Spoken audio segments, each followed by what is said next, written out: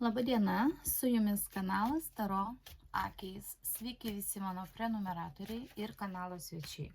Šiandieną individualus Taro kortų skaitimas ponia I. Ir jūs, ponia I, norite sužinoti, ar jūsų antroji pusė buvo ar yra neištikimas.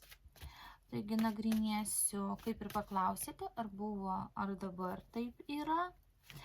Klausėte toliau abstraktaus tokio klausimo, koks bus mano gyvenimas, ir jokių sričių nekonkretizavote. Ir dar klausėte, kaip, reiškia, taip kaip gyvenu, tikrose šeimose taip negyvena, ar aš klystu. Taigi pažiūrėsiu visus šios klausimus, kurie jūs labiausiai neramina. Plačiai, kiek parodys kortos, kiek kortoms galimybės leis, nes kai kurias atšakas labai stipriai išplėtoti negalėsiu, nes nėra laiko intervalo, kiek jūs laiko kartu buvote, vaikų, ar yra koks jų vaikų amžius, atsisakėte nurodyti, todėl kai kurios atšakos neišsiplėtoja, nes kortoms nėra atspirties taško ir net klausimo. Todėl aš pasistengsiu pažiūrėti kiek įmanoma plačiau, be, kaip sakyti, jokio atspirties taško, be jokios jūsų info. Tvarkoje, žiūrim. Pirmiausia, noriu pasakyti, kad jūs pagal stichijas ir gimimo datas su nurodytų vyriškiu esate, kaip bebūtų, idealiai suderinami. Bet žinot, tas idealiai suderinami gražiai tik skamba. Tai gali būti, kai idealiai suderinamos stichijos, žmonės gali apgaulingai pasinerti santykius, galvodami, kad tai yra gyvenimo vyras, kad viskas bus gerai, kad čia sutikau tą, su kuriuo čia būsiu laiminga. Gali truputėlį pakelti nuo žemės ir neteisingas gali būti pirmas įspūdis. Norint būti kartu, žinoma, mažiau tokiose porose reikia dėti pastangų, kai abi stichijos taip dera idealiai. Bet vis dėlto pastangų irgi reikia įdėti, ir dabar žiūrėsiu taip pat ir kitas aplinkybės ir esminį tą jūsų klausimą, ar jis buvo, ar yra neištikimas. Dabar pažiūrėsiu, ar jisai buvo neištikimas.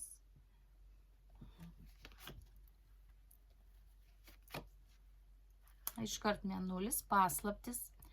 Paslapčių buvo, jau maža užuomina, kad buvo.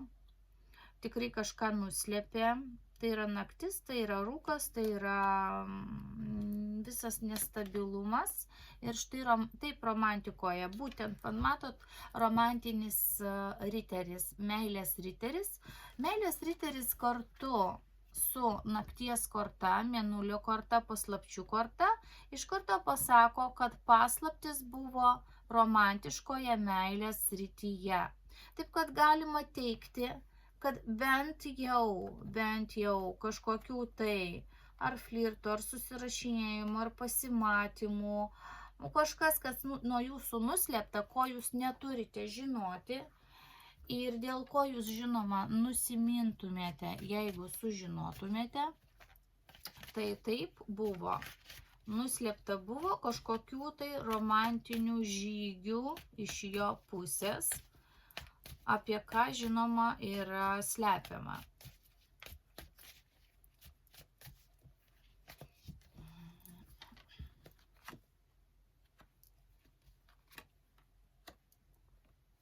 O štai ir jis, paklausus jo jausmus, jis susikoncentravęs į save. Jis pats priklauso, štai, taurių karalius, vandens stichijai jisai priklauso. Ir jisai paskrenta į savo jausmus ir toks jausmas, kad susikoncentravęs jisai į save ir tikslų siekia savo. Aš tik jūs galiu paguosti tuom, kad visos tos, žinot, tokių didesnių, mažesnių neištikimybių tokie momentai, jie yra nesusiję su jausmais. Jis reiškia, tiek kiek buvo ir iki kokio lygio buvo neištikimas, tai jisai nebuvo įsimylėjęs kažkokios ten moters, prie jos prisirišęs, arba nekūrė su ją jokių ateities perspektyvų ar planų, arba ten jai nieko nežadėjo, arba ten, sakykime, niekaip nelaikė tos kitos moters geresnė už jūs ir taip toliau. Tiesiog pasislėpęs, reiškia, kažkokį, ne tai kad kūrė, bet vedė arba naudojosi savo asmeniniu gyvenimu, paslėpto asmeniniu gyvenimu. Jausmai tik tai koncentruoti į jį patį, susirūpinęs jisai tik savimi pačiu, nei kitom moterim, nei jūsų kortos kol kas čia neiškrito. Labai žmogus besirūpinantis savo, galima sakyti, komfortu, kad būtų emociškai ramus, kad patogu, kad jam gerai būtų. Planai. O planai jau ir išlenda su kažkokia tai dama. Išlenda dama ir tai esate ne jūs, nes tai ne jūsų stichija, tai ne jūsų korta. Ir galima sakyti, tiesioginio intimumo vyriškos potencijos arba falo korta, kuri krenta šalia moters, rodo, kad jis turėjo planų sėdėti ant dviejų kėdžių, žaisti dvigubus žaidimus, bet to čia yra tokia judėjimo, važiavimo korta, linksmumo taip pat korta žonglierius, prisitaikymo korta prie dviejų variantų. Taip, kad taip, jo planai praeityje buvo intimiai bendrauti su kita moterimi. Linksmai, intimiai, smagiai. Taip.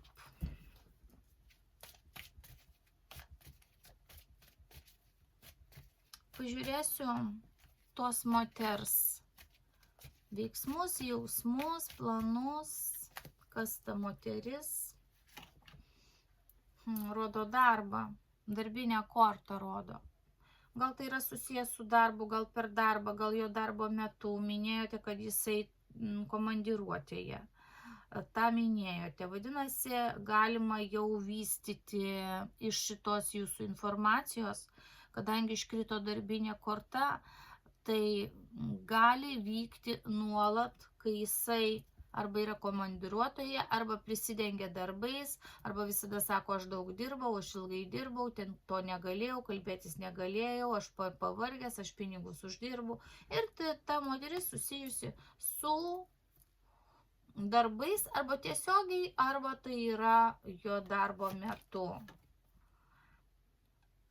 Ta moteris, kaip matyti, susirašinėja, rodo žinutės, atskrenda strėlės. Ir čia toks yra riteris vėl, kuris yra toks šokinėjantis iš lovos į lovą. Vadinasi, galėjo būti kontaktas tada, kai buvo darbo periodas, sakykime, darbinis darbo komandiruočių periodas. Tos moters pojūčiai jūsų vyrui nurodo išėjimas, nuėjimas, pasitraukimas ir konkurencija. Moteris jaučia konkurenciją, matyti jinai žino, kad esate jūs. Arba yra dar kokių nors variantų pas jį. Arba jisai, kadangi jisai jautėsi save, tai moteriai, žinoma, neparodė jokio deramo dėmesio. Ir va čia tokie yra kaip piktumai, kaip mėginimas kažką tai nugalėti, būti pirmai. Bet kol kas šita moteris nemato su juo, kad gali išsivystyti rimtos ilgalaikės perspektyvos. Tačiau kažkokios jos pastangos yra. Jos planai. Nusiminusi penketukas, penketukas, 2 lūžio taškai. Gali būti, kad praeityje su to moterim kažkas tai buvo, štai intimumas, o paskui gali būti, kad jie susipyko, kadangi čia yra tokių kortų susipykimo, pykosi taik. Ir dar vienas penketukas, tokios kaip niekšybės, gal jinai mėgino kažkaip irgi kažką išsiaiškinti. Nu, žodžiu, rodo susipykimą.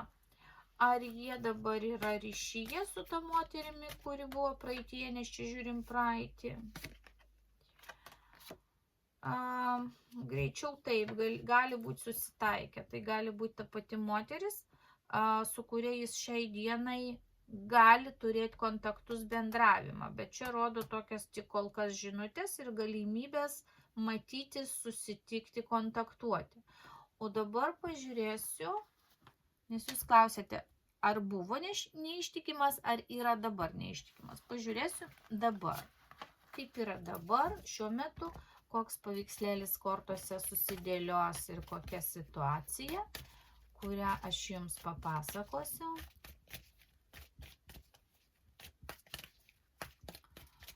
Kokia situacija yra šiuo metu, ar jis yra jums ištikimas, ar jis yra jums neištikimas, ar jūs galite juo pasitikėti.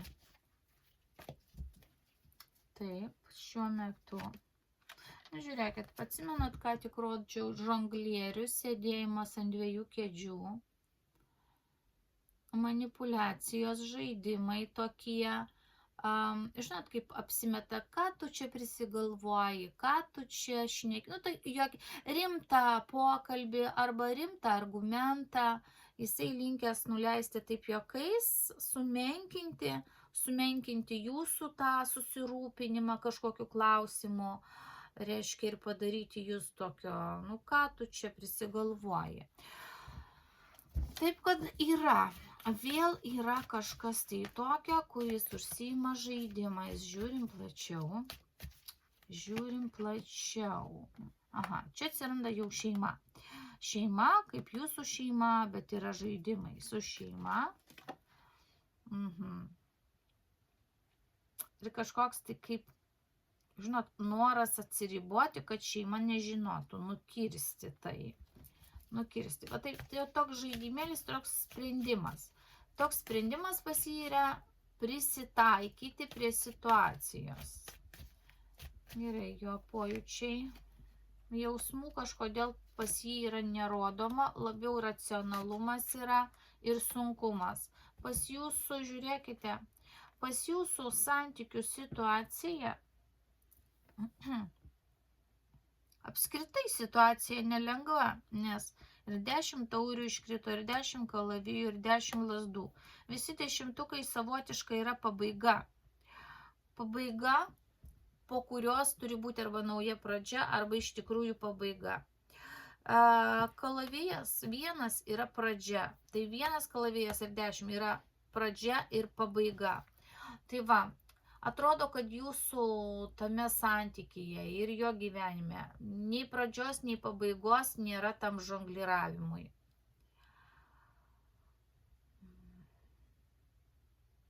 Jausmų, aišku, vienareikšmiškai aš nematau iš jo pusės kitoms damoms. Tai yra žaidimas ir seksualumas tik tai. Tai yra telefonas rankoj, susirašinėjimai. Ieškojimai, žiūrėjimai, jo planai dėl kitų moterų.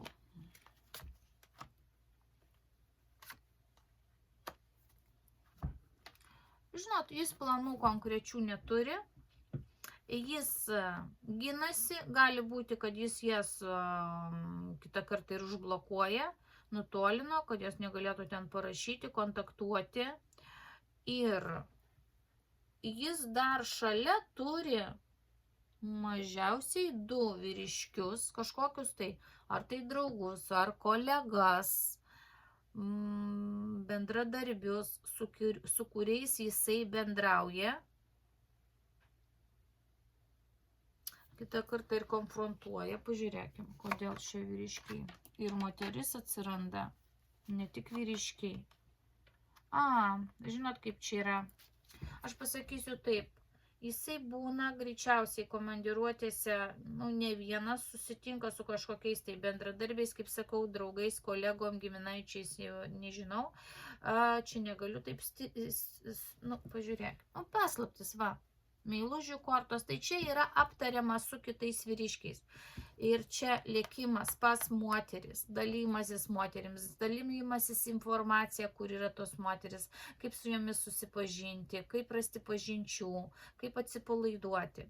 Tai susidaro toks jausmas, kad jisai gali būti kitą kartą draugų, pažįstamų ar ten patikimų vyrukų kompanijose ir jie kartu susiorganizuoja vykti arba pakviesti kažkokią tai damą. Štai ir dar viena dama. 2 vyrukai, 2 damos. Aktyvus seksualus riteris. Susirašinėjimai, pokalbiai. Ten susidaro visas kolektyvas. Tai va, žinokite, jis ne vienas pasislėpęs, gali būti, pagalvoti, jūs turit pati, kas yra labai arti jo, tiek čia, tiek komandiruotėje, kokie dar vyriškiai yra jo labai artimi, ar tai draugai, giminaičiai ir kolegos. Nenustepčiau dar, kad gali būti arba darbo kolektyvo narys, kažkokio kolektyvo narys. Kolektyvas gali būti giminė, giminaitis, darbo kolektyvo narys, koks nors kartu gyvenantis žmogus, kas juos bendrai jungia. Vat su tais žmonėm jisai gali ir kartais atsipalaiduoti tokiose kompanijose, kuriuose gali atsirasti ir moterų. Vat matot, 2 vyrai, 2 moteris atsirado. Reiškia poros. Susidaro poros. Ar žmonės pažįstami? Pasaulis susipažįsta. Rodo pasaulis po kojom. Internetas prieinamas. Pažintis, pasimatymas. Internetinės pažintis. Dažnai bendravimas nuotoliu. Ar gyvai būna bendravimas? Ir gyvai būna bendravimas. Ir būna, ir nebūna. Visokių variantų būna, pagal situaciją. Matot, likimo ratas, jisai pervainingas. Tai būna, tai nebūna. Žodžiu, jokių būdų negaliu jums teikti, kad jums šitas žmogus yra tyras, atsidavęs, ištikimas. Visko yra. Jūsų pusę pasižiūrėsiu, ką jūs galvojat. Jūs irgi apie darbą galvojat, apie trečią asmenį galvojat. Žinoma, kitą kartą ir per daug prisigalvojate, ir nebūtų dalykų prisigalvojate.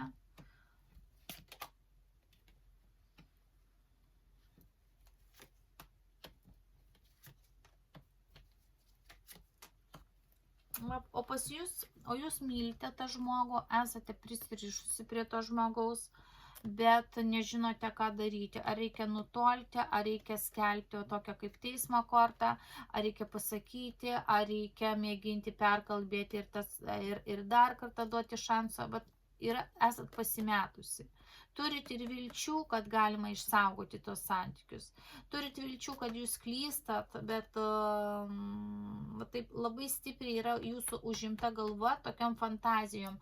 Jūs netgi vizualizuojate kitą kartą net tai, ko nėra. Toks prisibijojimas yra. O jausmai pas jūs yra negu pas jį stipresni. Paskui pažiūrėsim konkrečiai. 2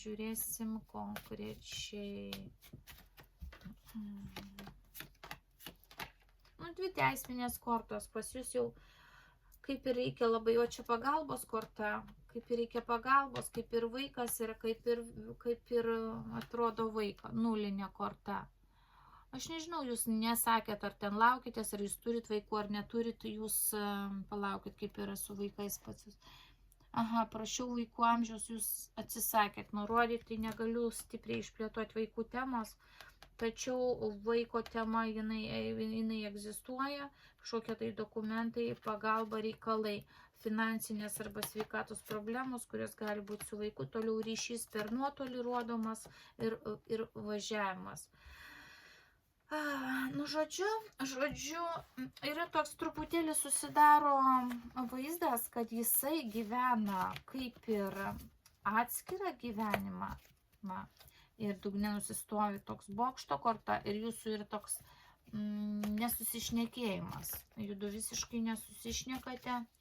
Atrodo, labai sunkiai randate sąlyčio taškus.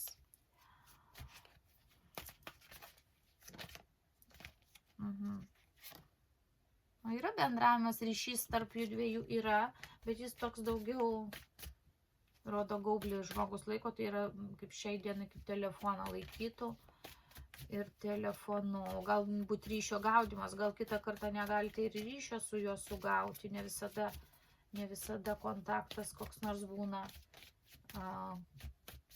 kai jums norisi. Gerai, dabar pažiūrėsiu kitą jūsų klausimą. Koks bus jūsų gyvenimas toliau?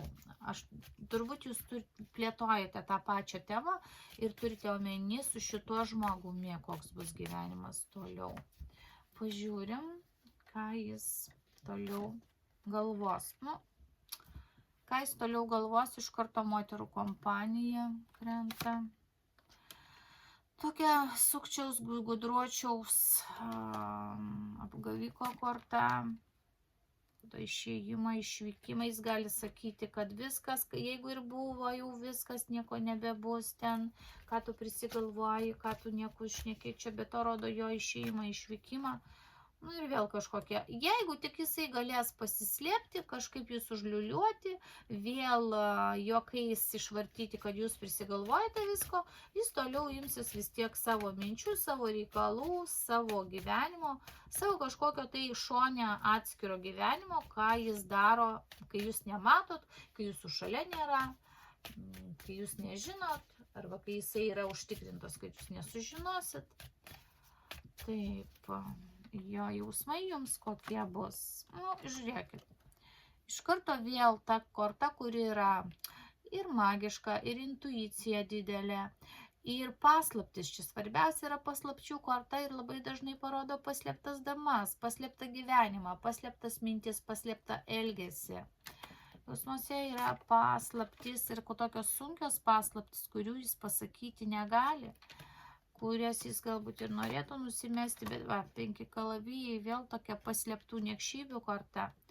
Tai štai kortos, jau 2 niekšybių kortos, kurios rodo, kad jisai, kai tik galės pasislėpęs nuo jūsų nuveikti tai, ką jis nori nuveikti, bet jeigu jūs sužinotumėt, jums labai nepatiktų, tai va taip tokia kortų kombinacija yra, kad aš tik tiek galiu pasakyti, kad jisai nesikeis. Jisai nesikeis.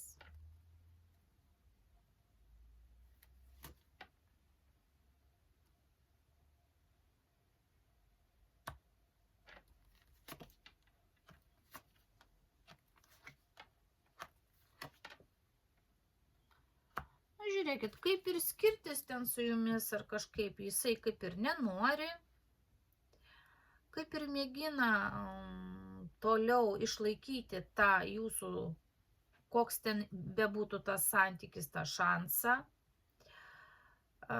bet vis vien, kaip tik sakau, gali ir galės, čia mes žiūrim ateitį, kaip tik galės, vis tiek jisai darys savo, ir jisai nesikeis. Jeigu jūs tikitės, kad jisai kažkaip tai pasikeis, ne, jisai nesikeis.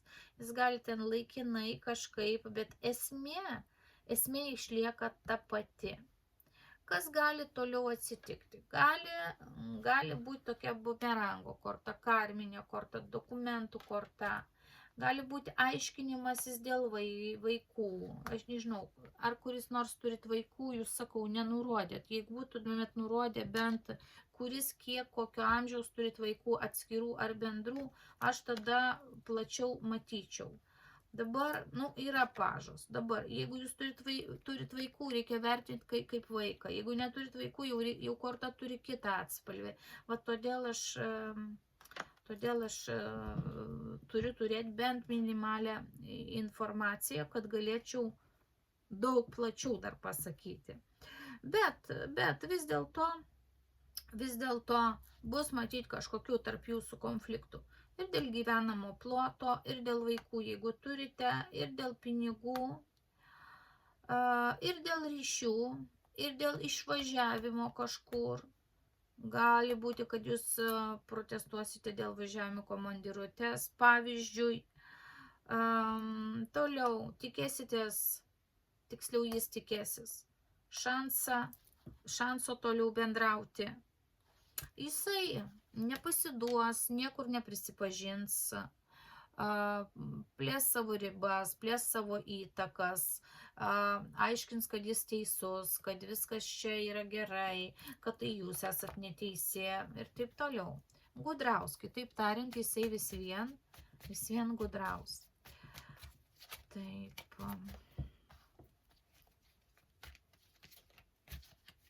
Jūsų pusę pasižiūrėsiu, kaip jūs gyvensite, kaip jūs jausitės.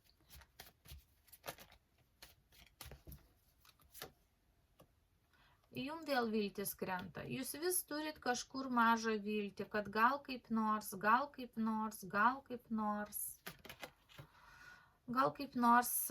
supras, gal kaip nors pasikeis, gal kaip nors pagysiu. Vat jums lyg reikėtų pagyti.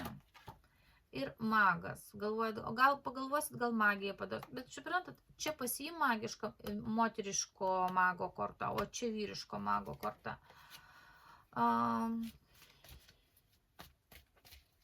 Pažiūrėsiu, ir gali būti kokia negatyvi įtaka. Iš darbo yra negatyvi įtaka. Va, darbinė korta. Gali būti, kad komandiruočių negatyvi įtaka, žinoma, daro savo. Ir darys. Daro ir darys. Ta pati korta kartojasi. Ir toj pačioj pozicijoje beje. Dabar jūsų jausmai. Jūs pakibusi irgi. Tokia pasimetusi. Tokia kaip aklavietėje ir nežinosite, ką jums daryti. Ir viltis yra, ir kitą kartą atrodo vilčių nėra. Toliau seklio korta. Jūs jį toliau seksite. Jūs toliau juo nepasitikėsite. Jūs toliau kelsite skandalus, jūs toliau bus nesusišnekėjimai, nesutarimai, nesusitarimai. Gali būti griūtis. Čia yra griūtis. Didelės griūtis ir didelės krizės, labai didelės krizės santykiuose jūsų nusimato. Matosi ir nusimato. Konfliktai, apsižodžiavimai, netgi įžeidinėjimai vienas kito gali būti. Negražų žodžiai pasakyti, pakeltas tonas, skandalai. Ir čia atsargiai, su tais skandalais gali būti netgi iki apsistumdymų.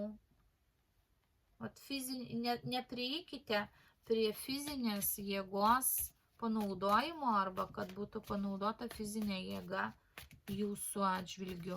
Čia yra toks truputėlį momentėlis. Čia kartais atrodo netgi lūžius, o čia kritimo korta. Taip, kad nesistumdykite, neliekite tokių, arba neleiskite savo atžvilgių lieti kažkokio tokio, suprantate, brutalaus, grubaus, neapgalvoto, neracionalaus elgesio, kad kartais neįvyktų kažkokia, pavyzdžiui, trauma irgi gali būti. Iš čia žiūrimės ateitį, todėl aš jūs įspėju pasisaugoti atsargiai. Nes jums norėsis susprogdinti viską tiesiog, jums norėsis eiti į konfliktą, jums norėsis aršiai išsakyti viskas, kas jums ant širdies yra susikaupę, dėl ko jūs negerai jaučiatės. Gerai, dėl ko esminis skandalas gali būti? Žinot, vat giluminis dalykas yra, kad jūs norėtumėt išlaikyti santykį tokį, kokio jūs norėtumėt, kad jisai būtų tikras, geras, šiltas, padorus santykis. O jums neis išlaikyti tos situacijos arba tos santykio, koks jis bent jau minimaliai turėtų būti sąjungoje jūsų. Kitas dalykas, gali būti kažkokie tai finansiniai klausimai dar problematiški. Darbiniai finansiniai klausimai irgi kaip problema, nesusitarimai kažkokie.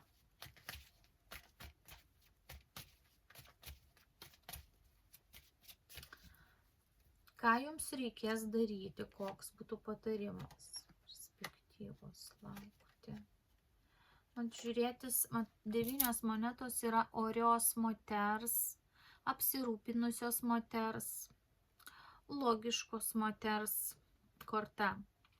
Patarimas yra toks, o čia perspektyvos. Jums reikėtų, kortos patarė, žiūrėti savo asmeninių perspektyvų, kad jums užtektų resursų netgi gyventi vienai, kad jūs nenukryptumėte vien tik į emocionavimą, bet susikoncentruotumėte ties tuo, kas apčiuopiama, kiek tas vyras duoda jums ir kiek tas vyras paima iš jūsų. Jeigu balanso nėra, o akivaizdu, kad balanso nėra, jums reikėtų daryti išvadas, nes jūs jaučiatės kaip auka šioje santykių situacijoje. Ir situacija matosi, kad negerės. Jeigu jūs galvojate jį suturėti arba jį kažkaip išniukštinėti ar kažkaip pareikšti pretenziją ir nuo to kažkas pasikeis, tai turiu jūs patikinti, ateityje nuo to irgi niekas nepasikeis. Štai jums korta rodo, kad jūs turit turėti statusą, karūną. Patarimas jums. Perspektyvos, ori moteris apsirūpinusi finansiškai ir dar su statusu. Jūs turite ieškoti kažkokio tai statuso. Ar tai jūs turit būti sužadėtinė, ar tai žmona, ar tai kažkas, kažkokį jausti statusą, užtikrintumą. Jeigu jūs negaunate iš to vyro statuso, kaip sakot, jis jums nėra vyras. Tai aš kaip suprantu, jis jums yra sugyventinis, ar ne?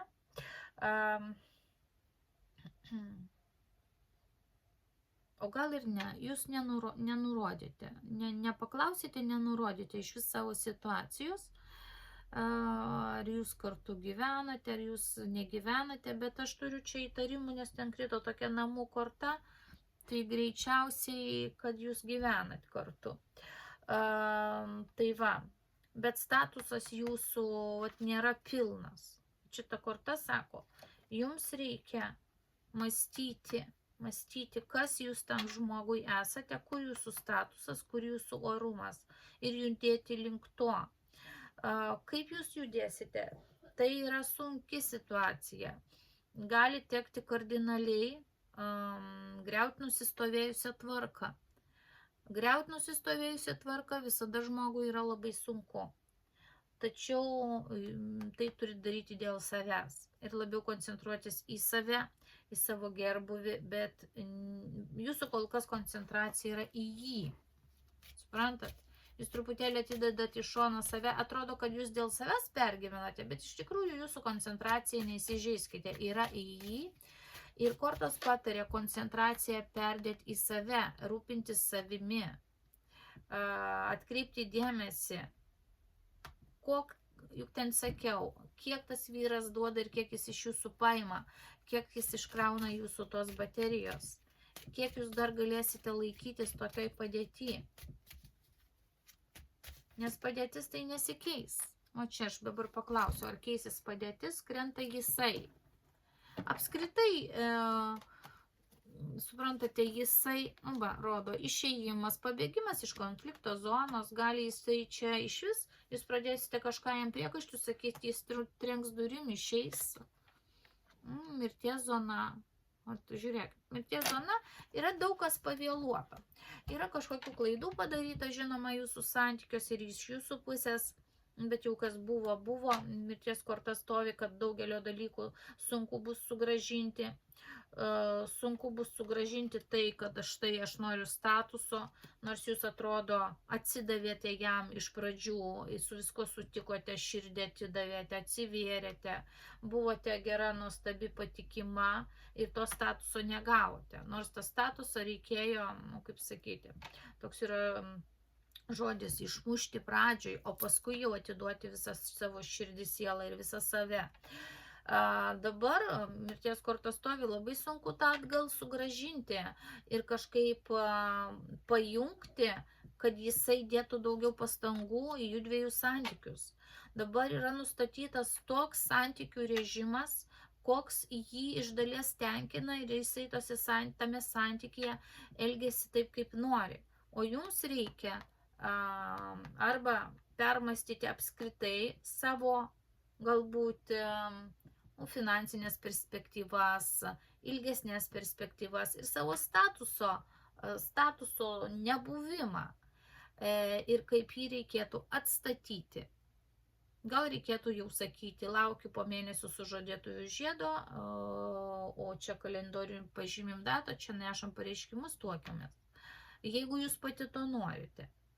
Galite pažiūrėti jo reakciją, galite jį patikrinti, galite atkreipti, jeigu jūs niekada neatlikote su juo būdama tokio giluminio stebėjimo, tai galbūt vertėtų atlikti, kad ir pavėluotai pagal mirties kortą. Pamėginti sakyti savo kažkokias tai svajones, pamėginti sumodeliuoti tam tikrą gudriai situaciją, kad patikrinti jo reakciją, ar jūs jiems svarbi, ar jisai tikrai bėga į pagalbą, ar jisai išklauso jūsų svajonės norus, ar jis juos pildo, ar jis jūs padeda, ar jis jūs remia, ar jūs galite jausti saugi visapusiškai su juo, ir seksualiai, ir finansiškai, ir emociškai. Matosi, kad negalite. Todėl iš vienos pusės jūs pati nesukūrėte savo tos bazės, statuso bazės, nes sutikote, sakykime, su juo būti, gyventi be statuso, nebūdama žmona, vykdyti žmonos pareigas. Čia irgi toks truputėlį akmeniukas į jūsų daržą. Bet žinoma, matosi ir iš jo, kad jis labai jau atsipalaidavęs, bet iš kitos pusės jūs, ir vėl neįsižeiskite, jūs savotiškai kažkur pametėt ribą ir leidžiat jam taip elgtis. Reiškia, kažkur jis kažką tokio pirmą kartą, kai padarė, jūs jo nenubaudėt. Ir jis suprato, kad tą ribą peržengti galima. Dabar stovinti mirties korta sako, kad atgal surasti, kur buvo ta riba, labai sunku, bet palikti taip, kaip yra, irgi negalima, nes santykiuose tada niekas nesikeis ir jūs kentėsite toliau.